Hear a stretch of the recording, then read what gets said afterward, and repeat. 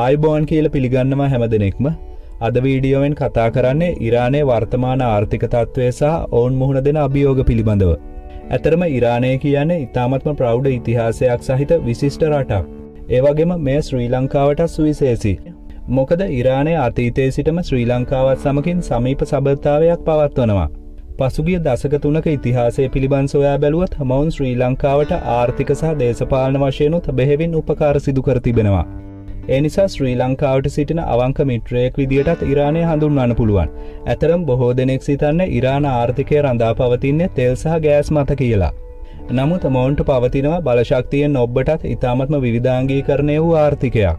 රටේ නවෝත්පාදනයත් ඉතාමත්ම උසස් මට්ටමකින් පවතිනවා. මොකද ඉරානය සැලකෙනවා අතීතයේ සිටම විශාල දැනුම් පද්ධතියක් සහිත රටක් විදියට. එහි ප්‍රතිඵලයක් විදියට වර්තමානයේ වෙද්දිත් මෙහි ජනගහනයට සාපේක්ෂ විද්‍යාඥයන්ගේ ප්‍රතිශතය ඉතාමත්ම ඉහළයි. ඉතින් අද වීඩියෝවෙන් කතා කරන්න බලාපොරොත්තු වෙනවා 2025 වර්ෂයේ වෙද්දි මේ සුවිශේෂී රට පිළිබඳ ඔබට වැදගත් හැම දෙයක්ම.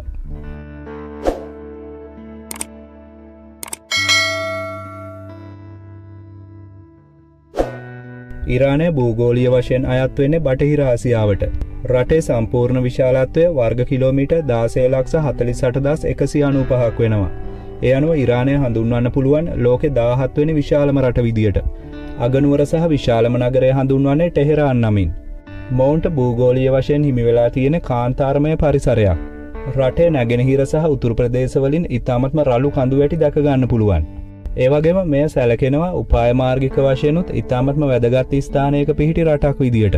2025 වර්ෂයේ වෙද්දී රටේ ජනගහනය මිලියන් 92ක් වෙනවා. ඒ අනුව ඉරානය හඳුන්වන්න පුළුවන් ලෝකේ 17 වෙනි විශාලම ජනගහනය සහිත රට විදියටත්. මෙහි ජනඝනත්වය වර්ග කිලෝමීටර් 1ට පුද්ගලයන් 57ක් පමණයි. ඒ වගේම 2025 මෙහි ජනගහන වර්ධන වේගය 0.93ක් වෙනවා. ඉරානයේ ප්‍රධානම සහ නිල භාෂාව වෙන්නේ පර්සියන් භාෂාව. දැන් අපි සොයා බලන්නේ ඉරානයේ වර්තමාන ආර්ථික තත්ත්වය පිළිබඳව. 2025 වර්ෂයේ වෙද්දී මෙහි දළදේශීය නිෂ්පාදනය ඇමරිකන් ඩොලර් බිලියන් 446ක් වෙනවා.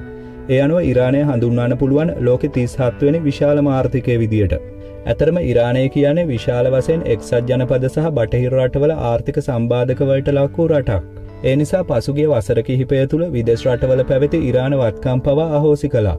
නමුත් එම අභියෝග මැද වුණත් පසුගිය වසර කිහිපය තුළ ඉරානය සමත් වෙලා තියෙනවා ඔවුන්ගේ ආර්ථිකය යම් තරමකින් වර්ධනය කරගන්න. ඒ අනුව 2023 වර්ෂයේ මෙහි ආර්ථිකය දැක්වුණේ ඇමරිකන් ඩොලර් බිලියන් 401ක් විදියට.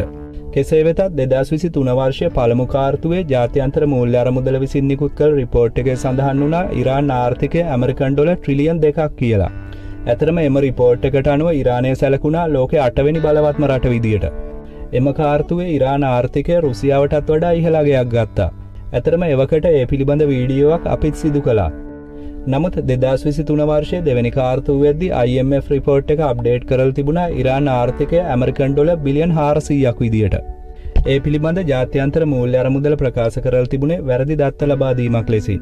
කෙසේ වෙතත් ඉරානය කියන්නේ විශාල වශයෙන් සැඟවුණු ධනයක් පවතින රටක්. මොකද මෙහි මිලදී ගැනීමේ බල සමානාත්මතාවය තවමත් ඇමරිකන් ඩොලර් ට්‍රිලියන් 1.74ක් වෙනවා. ඒ අනුව සලකා බැලුවොත් ඉරානය හඳුන්වන්න පුළුවන් 25 වෙනි බලවත්ම රට විදියට. ඉරානයේ වත්මන් ඒක පුද්ගල ආදායම වෙන්නේ ඇමරිකන් ඩොලර් 5300ක් පමණයි. කෙසේ වෙතත් 2023 වර්ෂයේ එය පැවතුනේ ඇමරිකන් ඩොලර් 4466ක් විදියට. ඒ අනුව ආර්ථික සම්බාධක මැද වුණත් ඉරානය සමත් වෙලා තියෙනවා ඔවුන්ගේ ආර්ථිකය රඳවා ගන්න. මේ ඔබ දකින්නේ 2023 වර්ෂය වන විට ඉරාන ඒක පුද්ගල ආදායම. ඇතරම මේ රිපෝට් එක අප්ඩේට් වෙලා තියෙන්නේ 2023 වර්ෂය දක්වා පමණයි.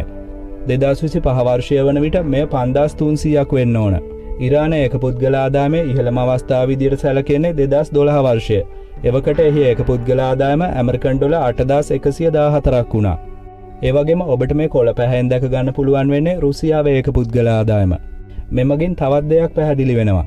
මොකද මේ චාර්ට් එකට අනුව රුසියානු සහ ඉරාන ඒක පුද්ගල ආදායම් ඉහළ යාම සහ පහළ යාම සිදු වෙන්නේ එකම රටාවකට. ඒ සඳහා ප්‍රධාන වශයෙන් බලපාන්නේ ගෝලීය බලශක්ති මිල සහ බටහිර සම්බාධක. දැන් අපි සොයා බලමු ඉරාන ආර්ථිකයේ ප්‍රධාන අංශ පිළිබඳව.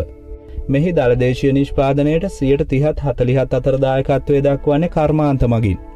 ඒ අනුව මෙහි කර්මාන්ත අතරට ඛනිජ රසායන ද්‍රව්‍ය පතල් කැණීම් මෝටර් රථ සහ වාහන ඇතුළත් වෙනවා.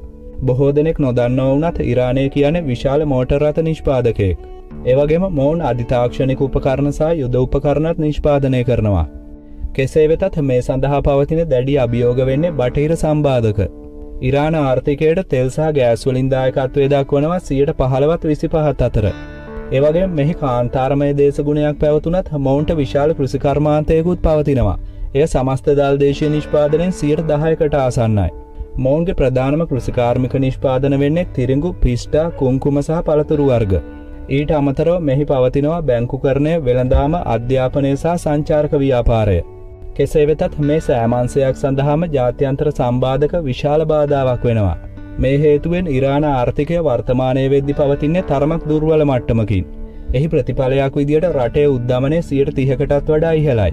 ඒ වගේම ඉරානයට පවතින්නේ ඉතාමත්ම දුර්වල මුදල් ඒකකයක්. මේ වන විට ශ්‍රී ලංකන් රුපියලක් ඉරානියන් රියාල් 140ක් වෙනවා. ඒ වගේම ඇමරිකන් ඩොලර් එකක් සඳහා ඉරානියන් රියාල් 42125ක් අවශ්‍යයි. මේවායේ ප්‍රතිඵලයක් විදියට වර්තමානයේ වන විට ඉරාන ජීවන මට්ටම පවතින්නේ තරමක් පහළ මට්ටමකින්. වර්තමානයේ පවතින යුද්ධය හේතුවෙන් මෙය තව තවත් අභියෝගයට ලක් වෙනවා. මොවුන් මානව සංවර්ධන දර්ශකයෙන් රැඳී සිටින්නේ 75 වෙනි ස්ථානයේ. එය සාපේක්ෂව හොඳ අගයක්. එතරම් පසුගිය වසරේ ශ්‍රී ලංකාවත් මොවුන් සමගින් එම ස්ථානයේම රැඳී සිටියා. නමුත් මේ වන විට ශ්‍රී ලංකාව රැඳී සිටින්නේ 89 වෙනි ස්ථානයේ. රටේ අනිකුත් යටිතල පහසුකම්, ඒ කියන්නේ අධ්‍යාපනය, සෞඛ්‍ය වගේ දේවලුත් තරමක් උසස් මට්ටමකින් පවතිනවා. ඉදිරියටත් මේ වගේ වටිනා වීඩියෝස් නරඹන්න අපිව සබ්ස්ක්‍රයිබ් කරන්න අමතක කරන්න එපා. සුබ දවසක් හැම දිනෙකටම.